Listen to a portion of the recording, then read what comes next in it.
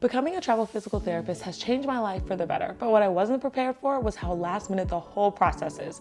After signing a contract, you often don't have more than a couple weeks to complete a whole host of paperwork, medical screening, and not to mention finding a place to live. The type A planner in me hates the chaos of it all. So I created a template to help me anticipate what may be required of me after signing a contract, as well as track my progress towards becoming start date ready. If you're a fellow organization obsessor like me, stay tuned to see how I keep track of all of those to-dos that no one tells you about after signing a contract.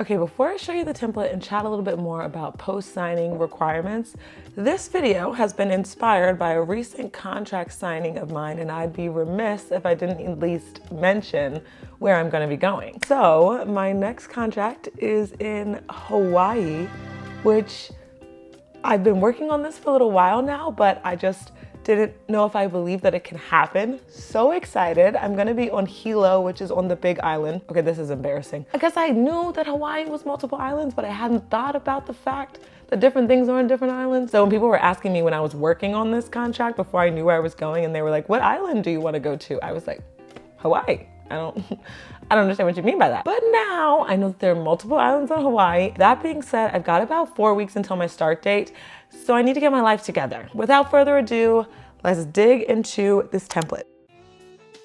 Notion has so many features, and honestly, I haven't even explored all of them yet. This is something that I downloaded at the beginning of 2023 to kind of revamp my life or prepare for the new year, make some resolutions like everybody does. And I really didn't stay on top of it. I just kind of went back to my old Google Calendar ways.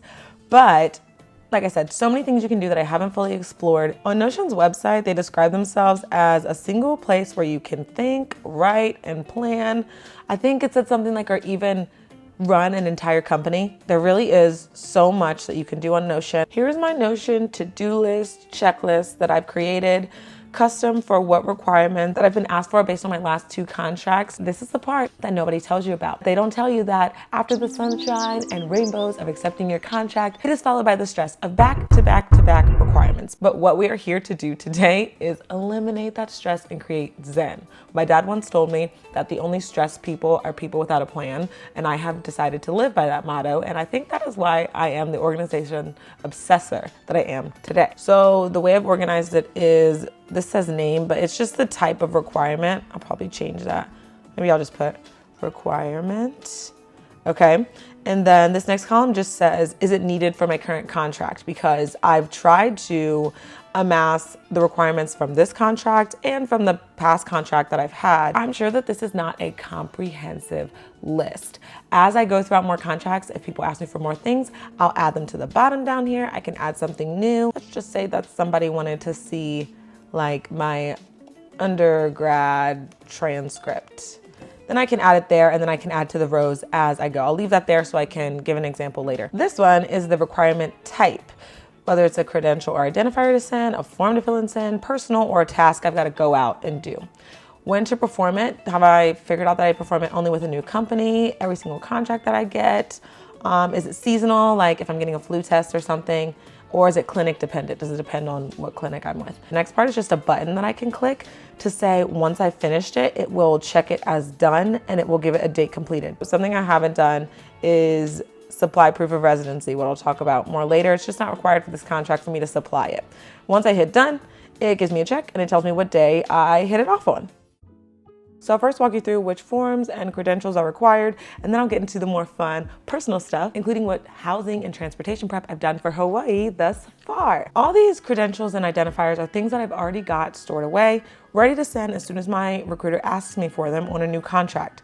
So I've got a folder on my laptop with all my immunization history, with all my licenses and certifications, and then NPI and CAQH login are a bit of an exception. They're in a separate folder where I've got my passwords and things like that. They're both things that I didn't even know existed before working for private physical therapy companies as I've become a traveler. But NPI is just a way to identify you as a provider. CAQH login is essentially so that insurances can see that I have the qualification and education that they are paying for their beneficiaries to receive. So those are quick. I go in and find them and I send them over to my recruiter once they ask. If they were for some reason not to ask within the first week of me signing the contract, contract, first of all, that would be suspicious and I would feel like, why haven't you asked for this? Do you not know what you're doing?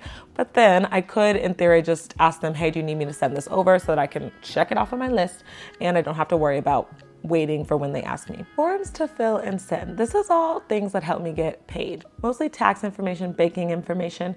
I do for the most part have to wait on my recruiter to email me the I-9 or W-4 form that they need. But what I can have prepped is things like my bank routing and account number, my social security number, things like that that I might need to fill out those forms. All the way at the bottom though, one of the forms that this company hasn't asked me for, but I definitely have stored away is my proof of residency. Why do I need proof of residency? So proof of residency shows that I have a tax home that is different from where I am working as a traveler. It's a huge part of our pay. You need proof of this taxed home in order to receive that tax-free housing stipend. Let me just break down for you how big a part of a check it is for me in this current contract. All right, part of this might require a calculator. So if I look down, that's what I'm doing. In my current contract, I'm making $20 an hour, which I did the math, already amounts to $800 a week. Now this money is taxed. So I don't get the full amount. When after tax, what I've seen in my contract is that it comes out to maybe as if I were making $16 an hour, which is closer to $640 a week. So let me just check that. 16 times 8 hours a day times 5 days a week. Yeah, closer to $640 a week. So already down from that 800 number. If I were just making $640 a week, it would not have been worth leaving my last job. But what makes it worth it is my housing, meals, stipend that I get because I have a tax home. My stipend right now is around $1,400. So if I add that in, that's how I get closer to making $2,000 a week in this contract. So needless to say, that is a huge part of the money that we make as travelers. And so you want to have a tax home that is different than your current home. So how do I prove that I have this separate tax home? I'm just going to show you guys on the screen a couple of things that may qualify you to receive a housing stipend, or that may qualify you to have a tax home that's outside of where you're working. I don't want to get into it too much. It's not advice, it's not tax advice, but it's just a little bit of guidance that my current company has provided me with and some of the information I've used to make sure that I do have a permanent tax home. But you need to have 2 of the 3 things to even possibly qualify for having a tax home. Enough about the tax stuff. Let's talk about tasks because I want to leave personal for last. Tasks are really clinic or travel agency dependent. I haven't been asked to do any tasks so far for my current contract, but some of the tasks that I'm prepared to maybe have to do that I did in my first contract that I'm working in right now is doing a TB test because America is obsessed with making sure that nobody has tuberculosis. Doing a drug screen or a physical or of course a flu test. That brings us to our final category, personal. And before I talk too much about it, I did say that I was going to show you how I can make a new row on this template. I want to make sure that I link the template as a part of this video so that you can use it too in case you need it for your next travel contract, or maybe you can just revamp it so that it's not geared towards travel at all. But here's how I make a new row and here's how I kind of keep it with the same format as the rest of them. So I typed in undergrad transcripts. I'll say if it's required for my current contract. No, I can click it or I can just start typing and then press enter once I realize it's gonna do no. And then I need to say what type of requirement type this would be. Is it a task, a form to fill out? This is more something that I can have pre-prepped to send to them. So I'm gonna make it a credential or identifier to send. It's definitely not new travel company only. I haven't been asked for it. So I'm gonna say that it's clinic dependent, but a different thing I might need to make is travel company dependent. I'm not sure. And then once I've done it, I'll click done and it will give me a check and go ahead and just tell me what day I did it. All right, the personal tasks, the fun things that I have done to prep for Hawaii. Finding housing, I already did that and I started doing it the day after my interview, or I think it was the day of my interview. I started doing it. I was like, Devin, I think that went really well. We should try to find some housing. When housing in Hawaii, wow, can be expensive. I'm very lucky that I found a place. One of the biggest things I'm nervous about is the cockroaches. So at first I thought I would just get like all the way up on a high rise, maybe the 10th or 15th floor. But on the Big Island, there aren't that many high rises. And some people have told me that it doesn't matter where you stay. Like it's just the bug of the area and they get in. I would like to not have that happen. The person that I talked to that I'm renting from said she's never seen a cockroach there and she's probably pretty motivated to tell me that so that I rent.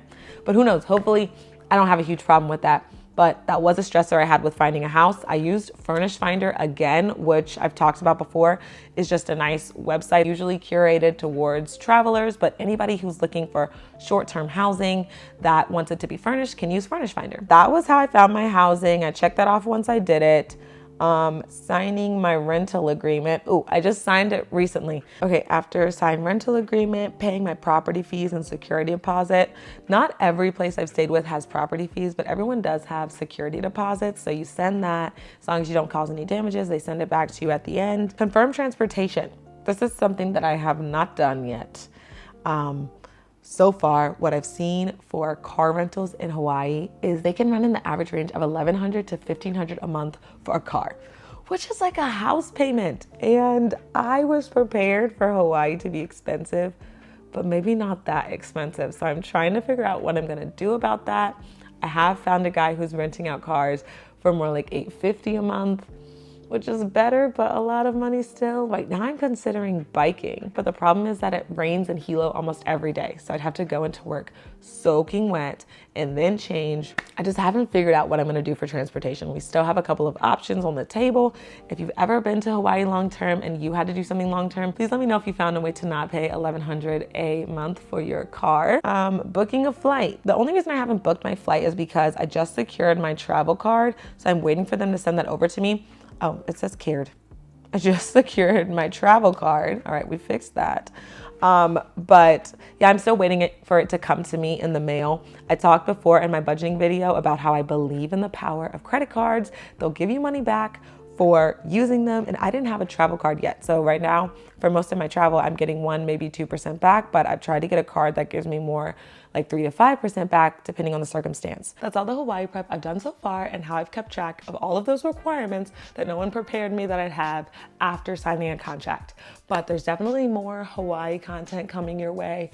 I've got to show you how I try to pack 4 months of my life into maybe 2 suitcases. I don't know how I'm gonna do that, but I plan to show you the whole process. Also, more Notion content coming your way. Let me know what you thought about the Notion setup. If you'd like to see anything else specifically organized on Notion, I think I wanna try to transition my Google Calendar into Notion. But yeah, let me know if you're interested in anything else Notion. I hope you enjoyed, and I'll see you next week for another video.